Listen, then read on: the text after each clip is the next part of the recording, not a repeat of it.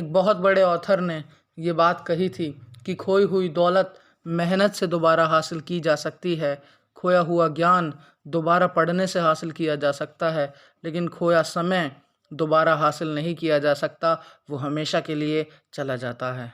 एक और बहुत महान व्यक्ति ने ये बात कही थी कि यदि आप समय का मूल्य नहीं जानते तो आपका जन्म शोहरत के लिए नहीं हुआ है।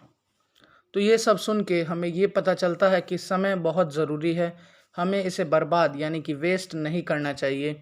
तो इसीलिए मैं आपके लिए लेके आया हूँ ऐसी 3 टिप्स जो कि बहुत आसान होने वाली हैं और जिनको फॉलो करके आप अपने समय को बचा पाओगे और समय का सर्वश्रेष्ठ उपयोग करके सफल भी हो पाओगे। तो स्वागत है आपका हमारे अपने यूट्यूब चैनल डिवाइन वोकल में। मैं हूं सुशांत शर्मा। तो कैसे हो आप सब लोग? अच्छे और अच्छे ही बने रहना। तो स्टार्ट करते हैं आज की वीडियो को। तो आज की वीडियो का हमारा टाइटल है how to manage your time. मैं आपको बता देना चाहता हूं कि ये इस वीडियो का पार्ट 1 है। इसके बाद मैं आपके लिए पार्ट 2 भी लेके आऊँगा। तो अभी हमारे चैनल को सब्सक्राइब कर लीजिए, बेल आइकन को भी प्रेस कर दीजिए ताकि मेरी हर वीडियो की नोटिफिकेशन आपके पास सबसे पहले पहुंच जाए। तो आगे बढ़ते हैं। वीडियो में आगे बढ़ने से पहले मैं आपसे एक सवाल पूछना चाहता हूं कि क्या आपने कभी ये सोचा है कि आज हमें समय की इतनी कमी क्यों महसूस होती है? क्या आपने कभी ये सोचा है कि हमारे पूर्वजों को कभी टाइम मैनेजमेंट की ज़रूरत क्यों नहीं पड़ी? और जब उन्हें टाइम मैनेजमेंट की ज़रूरत नहीं पड़ी तो हमें क्यों पड़ रही है?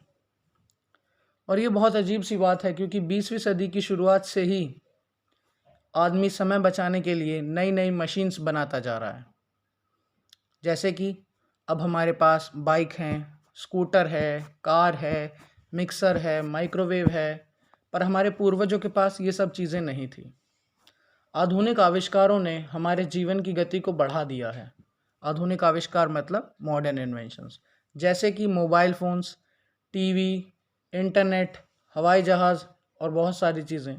तो शायद ये इन्वेंशंस ही हमारी लाइफ में समय की कमी का सबसे बड़ा कारण बन चुके हैं। तो टाइम को मैनेज और यूटिलाइज़ करना अगर आप चाहते हैं तो मैं आपको बता सकता हूँ इसका सीधा सीधा समाधान यही है कि अगर आप किसी भी तरह इन इन्वेंशन से दूर हो जाएं और पुराने ज़माने की तरह जीवन जीने लगें। मतलब मेरा मतलब ये नहीं है कि आप फिर से चूल्हे पर रोटी बनाएं या मुंबई से दिल्ली तक पैदल जाने लगें। मैं तो सिर्फ इतना कहना चाहता हूँ कि मोबाइल, टीवी, इंटरनेट या फिर और कई चीज़ें, चैटिंग बिल्कुल बंद कर दें। हालांकि ये इम्पॉसिबल सा है, लेकिन आप थोड़ा सा कम तो कर ही सकते हैं। तो चलिए, बहुत बातें कर ली हमने इसके रीज़न्स की। अब आ जाते हैं वीडियो के मेन टॉपिक पर, जिसके लिए आपने इस वीडियो पर क्लिक किया होगा, जो कि है टिप्स। तो हाल फिलहाल में मैंने एक बुक पढ़ी थी जिसका नाम है टाइम मैनेजमेंट, जो कि लिखी है डॉक्टर सुधीर दीक्षित ने, जो कि बहुत ही अच्छी बुक है। तो अब मैं आपको सजेस्ट करूंगा कि आप भी एक बार इसे ज़रूर ख़रीदें, आपको बहुत मदद करेगी। मैंने इसका लिंक डाल दिया डिस्क्रिप्शन में, एक बार ज़रूर चेक कर लीजिएगा। तो चलिए आगे बढ़ते हैं। अब बात कर लेते हैं टिप नंबर 1 की। बहुत ही अच्छी टिप है जो कि है मेक अ लॉग बुक। जिस तरह आप पैसों का बजट बनाते हैं उसी तरह समय का भी बजट बनाएं। समय का बजट आप ऐसे बना सकते हो कि एक डायरी लो, उसमें एक वीक का रिकॉर्ड रखो।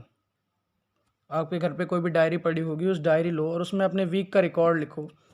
एक तरफ वो लिखो कि आपने क्या क्या काम किया है और दूसरी तरफ टाइम लिखो कि उस काम में कितना टाइम आपने वेस्ट कर दिया है। ड्राइवरों की भाषा में इसे लॉग बुक कहते हैं।